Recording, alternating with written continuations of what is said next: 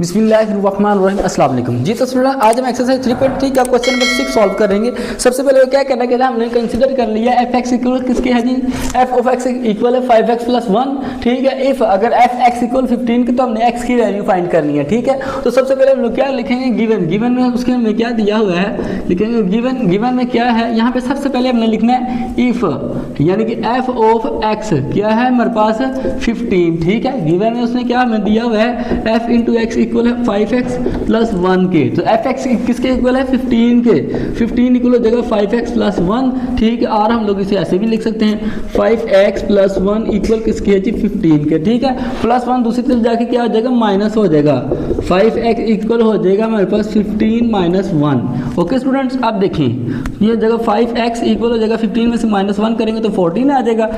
5 multiply करा दूसरे तरफ जाके क्या आ जाएगा डिवाइड, x इक्वल हो जाएगा 14/5 और ये इसका क्या है जी आंसर है। ठीक है स्टूडेंट, अब आपकी बुक के पीछे 6 लिखा हुआ है, इसका आंसर बुक के पीछे रॉन्ग है। इसका एग्जैक्ट जो आंसर है वो हमारे पास 5x इज इक्वल टू 14/5 है। ठीक है स्टूडेंट, अगर आपको क्वेश्चन की समझ आ गई तो कमेंट सेक्शन में ओके लिखें और कंप्लीट एक्सरसाइज के लिए हमारे channel easy math by doctor Shahid Ali को सब्सक्राइब कर लें।